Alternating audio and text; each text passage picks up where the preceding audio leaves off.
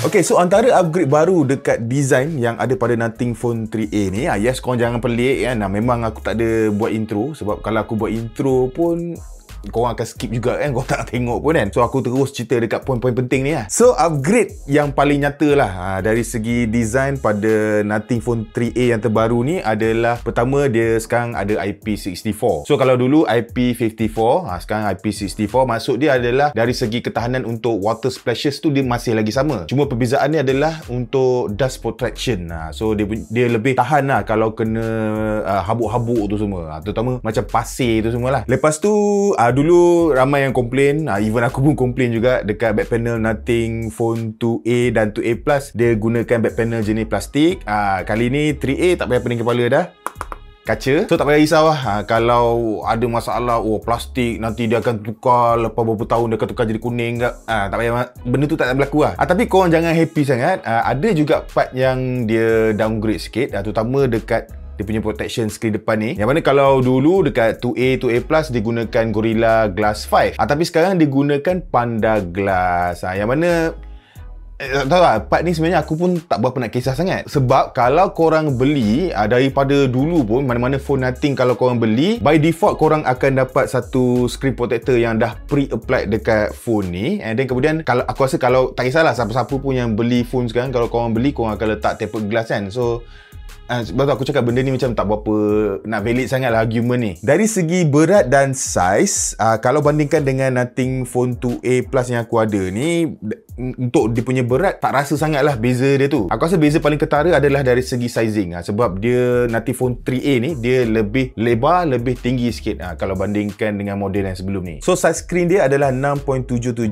inch flexible AMOLED, dia Full HD+, dia ada 120Hz refresh rate, max auto brightness 1300 nit, dan dia boleh pergi sampai 3000 nits HDR peak brightness. So overall screen yang ada pada Nothing Phone 3A ni dia memang tak mengecewakan lah. In fact aku rasa kebanyakan, boleh kata semualah phone Nothing yang ada sepanjang Nothing wujud memang tak mengecewakan dari segi apa yang diorang bagi. Sebab skrin dia tu boleh kata dia ada attention to detail lah. Contohnya macam size bezel dia, walaupun bukan paling nipis, but still sama je kan, dekat atas, bawah, kiri, kanan sama je tebal dia. Lepas tu dia punya calibration warna dia pun cantik, skrin pun sharp kan, 387 ppi, touch sampling rate pun tinggi. Semua best lah pasal skrin dia ni, kecuali macam aku cakap tadi tu lah, yang mana digunakan Panda Glass Protection. Nampak tak aku macam ada beef sikit dengan benda lah ni. Tapi abaikan, sebab yalah, okey lah, Panda Glass is okay. Muaz aku pesan kat diri aku, Panda Glass is okay, sebab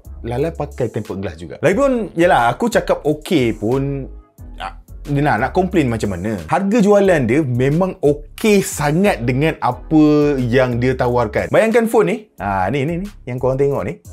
Ni harga dia RM1,699 saja. Dan dengan harga ni korang dapat banyak benda. Korang dapat kapasiti RAM 12GB. Lepas tu korang dapat juga RAM booster, virtual RAM sampai 8GB lagi. Internal storage dia pun besar, 256GB. And then dia pakai chipset pun dah upgrade ke Snapdragon ni kan, Snapdragon 7S Gen 3. Software pun paling latest, Android 15, Nothing OS 3.1. Dapat pula 3 tahun software update, 4 tahun untuk security update. Dan apa lagi? Dia punya speaker, dia pakai stereo speaker, ada in-display fingerprint sensor, support dual SIM, ada NFC kan, nak top up touch and go semua tak ada hal. Lepas tu ada fungsi glyph, lampu merelip, kelip-kelip dekat belakang ni. Design dia pun unik, and aku rasa by this time, buat masa sekarang ni pun Nothing je lah yang paling unik di punya rekaan belakang dia ni kan. Memang confirm akan nampak lain daripada yang lain. Dia ada warna putih, warna hitam, lepas tu warna biru. Warna biru tu cantik. Cuma warna biru dengan warna hitam tu kalau pakai, kalau korang tak pakai casing, akan nampak sikit lah smudges fingerprint kat belakang. Kalau nak selamat, ambil warna putih macam aku guna ni. Buatlah macam mana pun memang tak berapa nampak sangat lah cap jari kat belakang tu. So banyak benda korang dapat. Benda yang korang takkan dapat, aku rasa satu je lah. Korang takkan dapat charger, kepala charger, adapter charger dalam kotak. Itu memang tak ada. Dia ada bagi satu kabel je untuk korang charge. So phone ni dia support 50W fast charging, and kemudian dia punya capacity bateri dia 5000 mAh, memang cukup besar. Dan bila korang charge tu, dia akan penuh dalam lebih kurang sejam macam tu lah. Dia terus full charge. Jadi untuk Nothing OS 3.1, dia punya software dia tu, aku memang takkan cerita dengan lebih lanjut dalam video ni lah. Sebab aku dah buat satu dedicated video cerita pasal Nothing OS 3.1 tu saja. Aku akan letak link dekat atas ni. Korang pergilah tengok. Tapi lepas habis tengok video ni lah. Tapi apa yang korang perlu tahu, dia punya software memang best kan. Overall, aku rasa super. Dia ada lah kan, kadang-kadang tu dia ada, bila aku guna tu dia ada kadang-kadang hiccup sikit lah kan, dia macam lag sikit je, tapi aku tak kira lah kan, sebab dia sangat minimal. Boleh kata 95% waktu aku gunakan phone ni okay, battery smooth. Baki 5% tu je yang ada hiccup here and there. Aku rasa chipset dia memang carry phone ni dengan sangat baik lah. Kadang-kadang tu memang akan rasa macam warm, panas sikit dekat belakang, dekat screen tu, terutama kalau kita guna kamera banyak sangat ataupun main game ke apa ke. Tapi still lah, walaupun dalam keadaan macam ni, usage experience tu still okay lah. Kecuali dekat dia punya kamera dia. Aku rasa kalau nak cari kelemahan, tak adalah kelemahan utama, kelemahan lah, dia ada lemah sikit dekat Nothing punya phone. Tak kisahlah Nothing Phone 3A ke ataupun dekat mana-mana phone Nothing, adalah dekat bahagian kamera dia. Tapi body step pun aku rasa, yalah, benda ni pun bukan satu benda yang mengejutkan lah kan, sebab kamera bukan kekuatan utama lah yang ada pada phone Nothing. Tiap-tiap tahun dia memang ada buat improvement, tapi dia belum sampai dekat level yang sepatutnya. So apa kelemahan dia? Okay, pertama macam aku cakap tadi lah, kamera dia tu bila guna lama-lama dia akan panas sikit phone. Dekat situ dia akan ada macam hiccup sikit lah kan, masa korang nak ambil gambar tu ada macam ada lambat sikit, UI dia pun ada slow sikit. Itu satu lah. Kedua, benda yang aku rasa yang ini agak ketara adalah fungsi HDR dia yang sangat agresif lah bila ambil gambar tu. Contohnya macam gambar ni, yang aku tunjuk korang ni, gambar aku ni, korang boleh nampak dia punya processing dia tu memang nampaklah dicuba sedaya upaya untuk terangkan subjek tu terlalu ekstrim, sampai nampak macam ada glowing effect dekat sekeliling aku tu. Kau nampak kan? Dia macam nampak glowing, walaupun aku tak adalah glowing sangat macam tu, tapi iyalah, apa yang dia cuba buat, HDR nak buat tu adalah dia nak dapatkan dynamic range yang tertinggi lah kan. Dia nak cuba terangkan bahagian shadow yang mana subjek aku masa tu adalah dia ada shadow yang tinggi, so dia nak terangkan juga aku, sebab dia tahu aku adalah subjek. Tapi dengan buat macam tu, dia macam tak berapa nak stabilkan gambar tu, yang mana aku nampaklah glowing effect dekat keliling aku tu. So apa benda yang terbaik boleh kita buat untuk perbaiki masalah ni? Aku rasa satu je lah, turn off fungsi HDR. Korang still akan dapat gambar yang baik walaupun dia punya dynamic range tak adalah tinggi, still okay. At least bila korang ambil tu tak adalah jumpa masalah macam aku cakap tadi, yang aku tunjuk tadi tu, yang glowing tu. Lepas tu yang ketiga, dia downgrade dia punya kamera ultra wide dia. So sekarang 8 megapixel, dulu dekat 2A Plus 50 megapixel. So detail gambar bila ambil kamera ultra wide tu dia ada kurang sikit lah. Tu je lah kot aku rasa kelemahan yang aku jumpa bila aku gunakan kamera dia ni. And aku lupa nak cerita pasal spesifikasi kamera dia. Sebab part ni yang best. 3A ni sekarang dia ada 3 kamera. So dia ada kamera utama 50 megapixel Samsung GN9. Lepas tu dia ada kamera ultra wide 8 megapixel macam aku cakap tadi tu. Dan last sekali dia ada kamera telephoto 2x optical zoom 50 megapixel JN5 Samsung. So aku cakap siang-siang, aku cakap terus yang mana kamera telephoto dia ni dia tak ada fungsi OIS. So bila gunakan kamera telefoto dia ni untuk ambil gambar, memang ada bergegar-gegar sikit lah, so memang susah nak focusing lah. Tapi at least bila ambil gambar tu, gambar turn out to be okay. Actually, aku rasa overall performance fotografi untuk Nothing Phone 3A ni memang semuanya okay. Bunyi shutter dia je lah yang aku rasa agak sedikit annoying. So, apa yang aku buat adalah aku silentkan terus. Fungsi portrait dia, potongan subjek, apa yang aku nampak dia memang cukup memuaskan. Adalah kadang-kadang tu dia punya potongan dia tu nampak tak kemas. Tapi kebanyakan masanya memang cantik potongan dia. Default color dia pun aku boleh consider dia good flat color. So agak senang lah kalau korang nak buat color grading lepas ambil gambar kan, nak buat editing dekat Lightroom ke. Dan dia pun ada satu extra fungsi yang agak menarik lah, yang jarang aku jumpa ada dekat smartphone lain, iaitu korang boleh import LUT dalam bentuk cube file. Senang cerita dia macam satu filter lah, filter custom khas yang korang buat lah ataupun korang import dekat mana-mana. Jadi dengan filter LUT khas ni, korang boleh dapat color yang agak unik lah, straight out of camera, SOOC. Bab ni ni korang kena pandai pilih light yang sesuai lah, sebab aku letak light yang aku letak kat dalam phone ni tak semua nampak cantik. Dia akan depends pada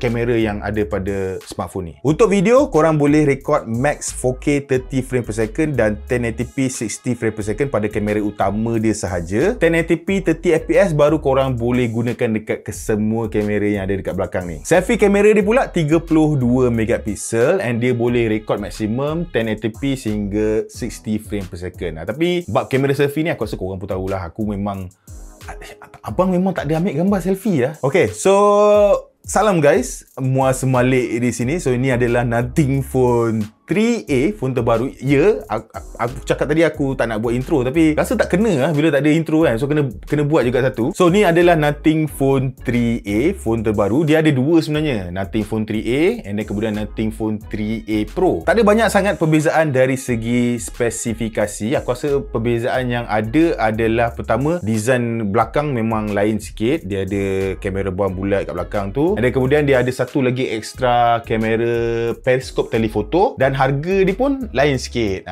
Untuk yang Pro tu RM1,999. Ada penambahan harga sikit lah. Lain-lain semua sama je dengan Nothing Phone 3A ni. Even yang Pro tu pun ada juga fungsi satu butang khas ni. Yang mana butang ni dinamakan sebagai Essential Key. So Essential Key ni satu benda first aku perlu bagi tahu kat korang tak perlu risau. Essential Key ni korang takkan tertekan ke apa ke lah, sebab dia punya bentuk rasa dia tu memang lain dekat jari korang. So tak adalah korang akan tersalah tekan power button dengan button Essential Key ni. Okay, so tu satulah. Kemudian yang kedua, korang mesti tertanya Essential Key ni apa benda kan. Sebenarnya aku pun masa mula aku pun tak berapa nak faham sangat Essential Key ni untuk apa, sebab fungsi dia tu agak pelik sikit lah. Aku rasa fungsi dia ni adalah tekanan yang diberikan pada pihak Nothing lah untuk come out dengan satu idea berkenaan dengan AI kan. Tapi tak tahu lah, untuk aku lah kan, untuk kegunaan aku mungkin tak berapa praktikal sangat kot. So Essential Key ni dia sebenarnya adalah macam satu second memory lah kan, untuk korang untuk pengguna lah, yang mana kita boleh gunakan. Pertama, kalau tekan sekali ni kita boleh screenshot terus apa yang keluar kat depan yang korang tengok kat screen tu, dan kemudian korang boleh letak lah note ke apa-apa ke kat bawah tu untuk korang ingatkan apa yang korang nak buat dekat dia punya screenshot tu. Lepas tu yang kedua, kalau korang tekan lama-lama, korang terus boleh buat recording berdasarkan apa yang screenshot yang ada pada screen tu. So dia support banyak bahasa juga. So macam aku boleh guna bahasa Inggeris and then kemudian aku boleh guna juga dalam bahasa Malaysia. Cuma berdasarkan kegunaan aku, bila sebut dalam bahasa Malaysia tu, dia macam kurang tepat lah dia punya translation tu. So last bahasa Inggeris juga baru dia accurate lah dia punya bacaan dia tu. So apa yang dia buat adalah, kalau let's say kita suruh buat reminder kata nak beli barang tu ke kan, dia akan letak lah satu reminder khas yang mana dalam Essential punya app tu dia akan tunjuk lah kan apa benda, ringkasan summary. Tak tahu. Aku rasa by this time berdasarkan apa yang aku cerita ni pun korang pun macam apa benda ni? Senang cerita dia macam recorder lah. Recorder untuk mengingatkan apa yang korang nak ingatkan supaya korang tak lupa apa yang korang nak ingat. Macam tu lah dia punya ringkasan dia. Dah, aku malah cerita lah. Jadi guys, aku rasa sampai di sini saja video perkongsian aku, review aku berkenaan dengan Nothing Phone 3A ni. Overall, aku sangat berpuas hati gunakan phone ni. Macam aku cakap tadi, kelemahannya ada mungkin pada dia punya kamera saja, tapi benda tu memang sangat minor lah. Dan untuk harga jualan dia dengan apa yang ditawarkan tu memang sebenarnya aku tak layak pun nak komplain apa-apa pun pasal phone ni. Overall memang okey lah. Kalau korang berminat, aku akan letakkan link pembelian Nothing Phone 3A ni kat dalam description box di bawah. Dan macam biasa, kalau korang rasa video ni best, jangan lupa untuk tinggalkan like dan subscribe. Kita berjumpa lagi di video yang seterusnya. Bye-bye.